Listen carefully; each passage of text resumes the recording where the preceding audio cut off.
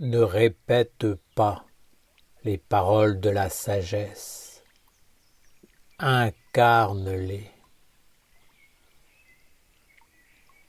Beaucoup de choses qui apparaissent dans vos vies, dans votre environnement, sont en réalité des manifestations de ce que vous êtes à l'intérieur, de ce que vous devenez. Ainsi, les machines qui envahissent de plus en plus votre espace vital montrent vers quoi vous vous orientez. Vous ressemblez de plus en plus à des ordinateurs. Vous avez à l'intérieur de vous un disque dur qui amasse, accumule, stocke toutes sortes d'informations, de données qu'il capte à l'extérieur. Tout cela s'inscrit dans une mémoire pour être ensuite redistribué tout autour dans le monde sans aucun discernement, sans intelligence. L'homme est devenu un porteur inconscient de semences qu'il distille tout autour de lui, sans réellement savoir ce qu'il fait et à quoi il participe. Il féconde le monde des semences de la bêtise et répand la non-sagesse. Il ne fait que propager ce qu'il n'a pas pris le temps de vérifier, d'expérimenter, de vivre.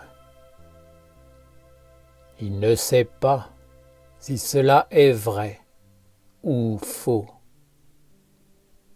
bénéfique ou nuisible,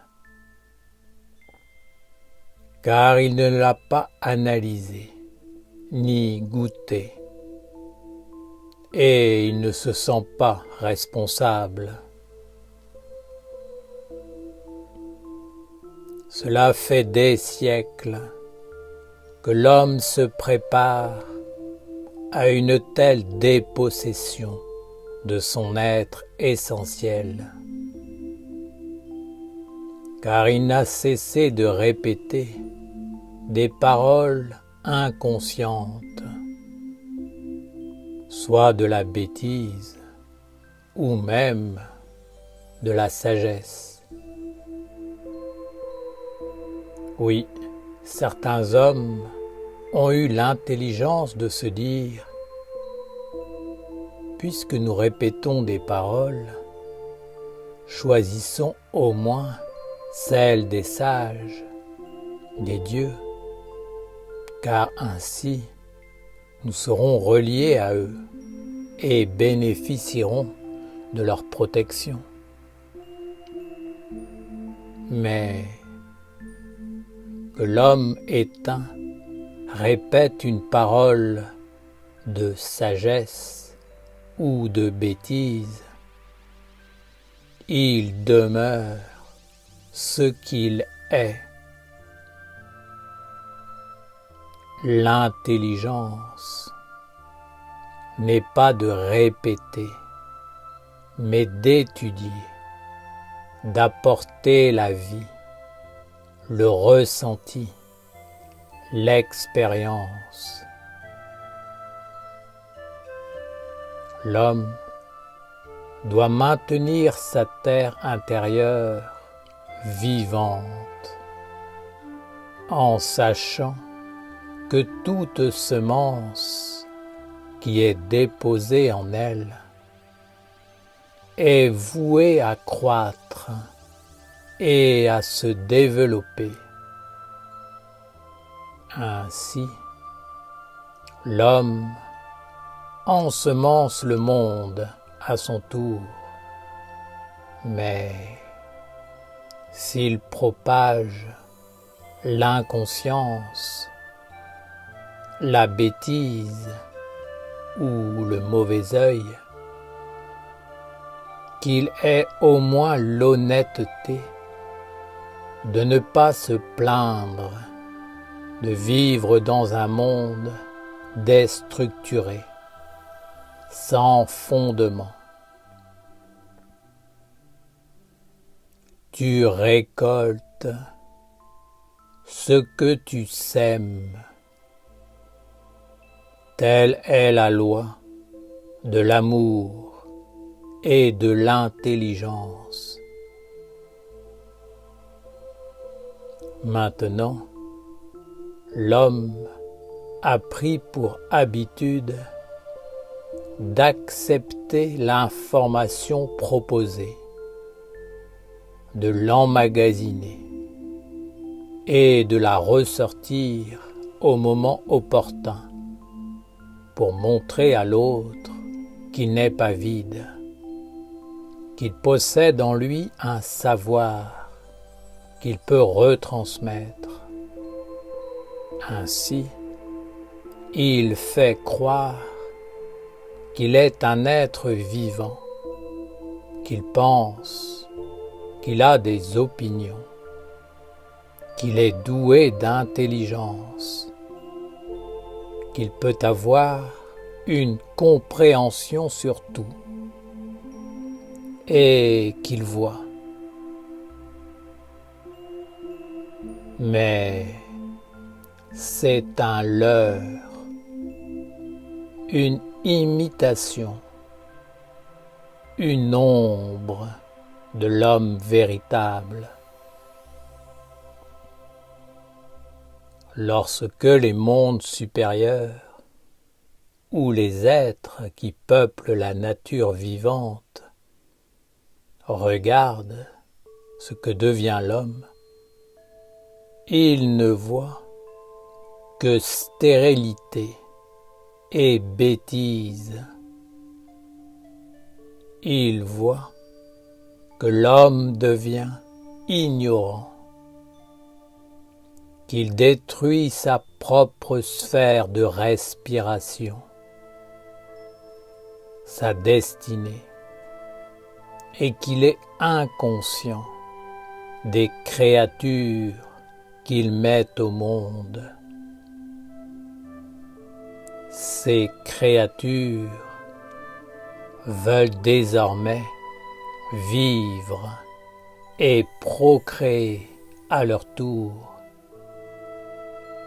C'est pourquoi elles cherchent par tous les moyens à placer l'homme dans un esclavage encore plus grand, jusqu'à ce qu'il ne puisse plus goûter la satisfaction, qu'il n'y ait plus rien de bon pour lui sur la terre.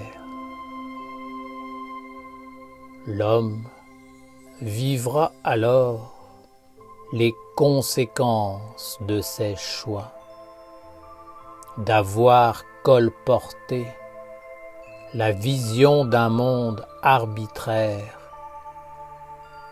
voué à la consommation et à la vie extérieure, superficielle des mondes. Si la sagesse a été apportée à l'humanité, si des êtres sont venus pour essayer d'ouvrir un chemin, d'apporter un monde, de révéler une intelligence, Ce n'est pas pour que l'homme répète sans cesse et récite de génération en génération une parole prononcée, même dans la grande lumière. Non, une parole prononcée inconsciemment, répétée sans cesse pendant des siècles, finit toujours par engendrer l'opposé de ce qu'elle porte à l'origine. Si l'homme n'est pas vivant, tout est perdu, car il a mis dans la parole ce qu'il est, c'est-à-dire sa propre mort et sa stérilité.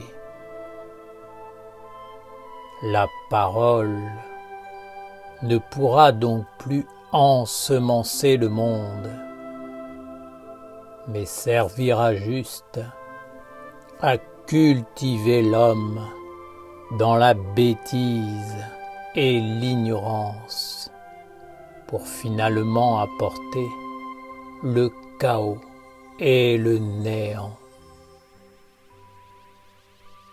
À quoi bon prononcer des paroles si elles ne sont pas vivantes?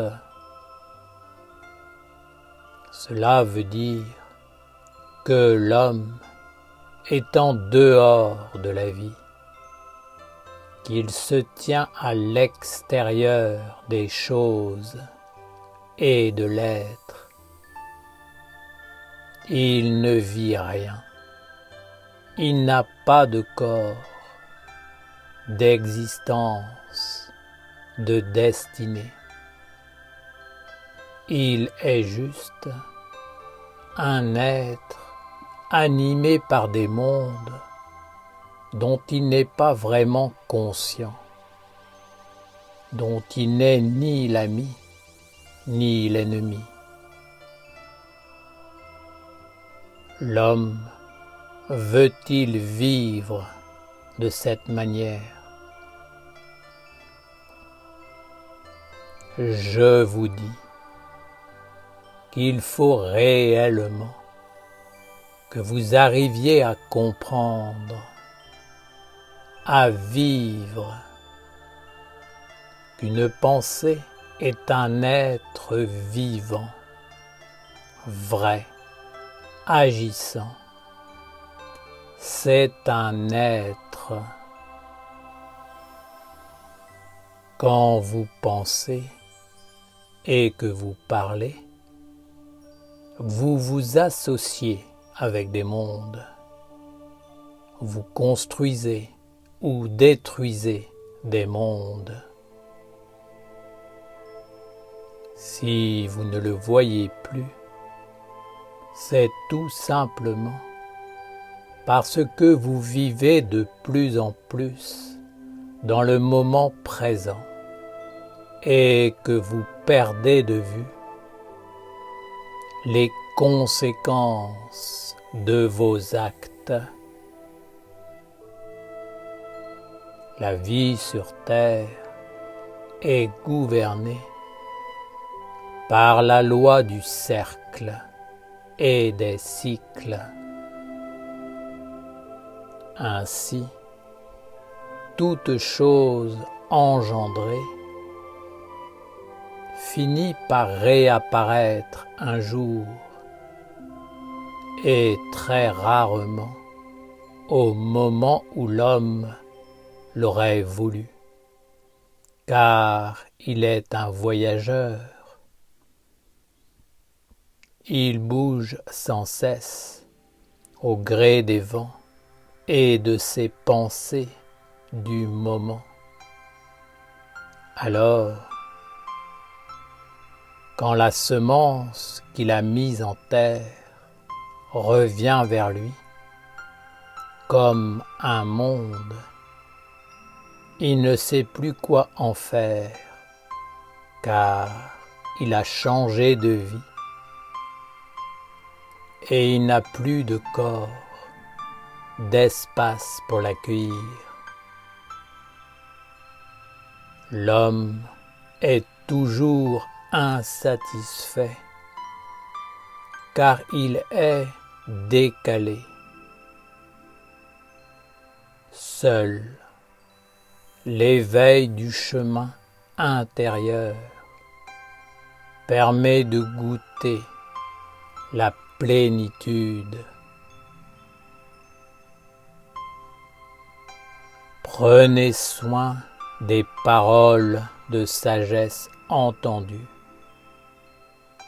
Cultivez-les, renforcez-les, rendez-les vivantes de votre vie intérieure, de vos pensées, de votre cœur, et conduisez-les vers votre terre, là où elles pourront s'enraciner et devenir des expériences vécues, ressenties, éprouvées. Alors, instantanément, elles deviendront des réalités concrètes et vous serez capable de vivre avec elles et de devenir des créateurs afin de les faire apparaître dans les mondes extérieurs. Celui qui ne crée pas de monde est celui qui retarde et répète. Celui qui crée est celui qui entend, se met à l'œuvre et construit pour faire apparaître la vie et le devenir harmonieux. Écoutez cette sagesse. Père Raphaël, veux-tu nous dire que nous ne devons pas emmagasiner et laisser en nous ce qui n'est pas utile, mais que nous devons nous concentrer uniquement sur ce qui est essentiel pour bâtir notre vie en association avec l'immortelle sagesse? Je dis que l'homme est devenu à l'image des disques durs de vos ordinateurs. Il a pris cette fâcheuse habitude d'accumuler bêtement les informations et de les ressortir uniquement pour se mettre en valeur et faire croire qu'il existe. Mais il ne lui vient jamais à l'esprit que tous ces mondes qu'il stocke en lui et qu'il ventile sont vivants, aussi vivants qu'un tigre qu'il pourrait rencontrer à l'extérieur de lui. Il est évident qu'un tel comportement a une tendance à dévaloriser le monde et l'homme. Plus rien n'a réellement d'importance. Tout est banalisé, rendu lisse. L'homme entend, emmagasine. Ainsi, le monde se crée dans la bêtise et non dans la connaissance et le respect du divin qui régissent l'homme et la nature vivante. L'homme sature sa capacité de stockage et ne fait rien descendre dans la réalité, c'est-à-dire dans ce qu'il peut réellement goûter, comprendre, assimiler et vivre. Il a perdu l'habitude de se construire. Il n'y pense plus. Il ne le sait plus. Il ne comprend pas les lois de la vie et les buts de l'existence humaine. Il pense que tout est inné, que tout est acquis et dû, qu'il n'a rien à faire. Mais il n'a pas compris que la terre est un lieu d'apprentissage et de construction. L'homme vient sur la terre pour étudier et construire son devenir, pour faire apparaître ce qui n'est pas encore. Mais il pense qu'il est et que sa vie le rendra forcément plus sage parce qu'il aura vécu des expériences. Ceci est en partie vrai, mais ce n'est qu'une fatalité minimum.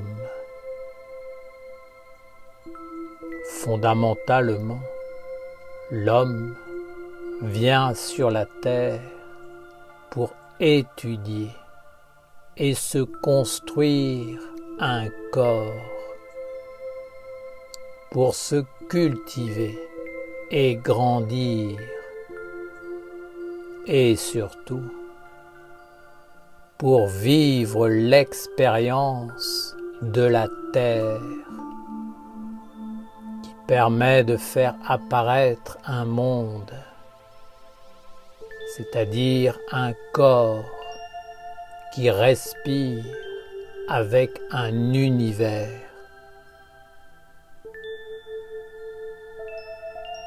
Pour se construire, l'homme doit vivre dans plusieurs mondes.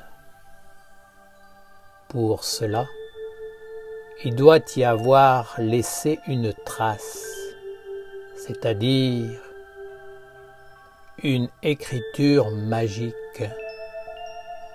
qui deviendra un organe de son corps. Cette écriture doit être un organe de sagesse, capable de transformer les énergies brutes et les conduire vers un monde supérieur. Si l'homme passe dans le monde en survolant tout, il ne laissera aucune écriture, et donc rien ne pourra être utilisé pour faire apparaître un monde et une intelligence supérieure. Si l'homme vit ainsi dans le plan physique, cela veut dire qu'il adoptera le même mode d'existence dans tous les mondes. Croire que l'homme changera parce qu'il entre dans un autre monde est une illusion. Alors, arrêtez de cultiver des illusions et de penser que tout est fait, que l'homme deviendra fatalement plus riche, plus intelligent, plus cultivé, car cela est faux. L'homme doit entrer dans la grande école de la sagesse et étudier, et il doit travailler sur lui pour s'approcher des dieux. Il doit être consacré et apprendre à être porteur d'un monde en conscience. Il doit connaître ce monde et être convaincu qu'il est digne et noble. Ce monde ne doit surtout pas être celui des magazines où il y a des informations non vérifiées, non éprouvées. Soyez conscient de vos pensées et de vos paroles. Ne répétez pas sans savoir si ce qui est dit est vrai ou faux. Ne cherchez pas à montrer que vous êtes vivant aux autres si vous êtes mort. Ne soyez pas bête de votre propre ignorance.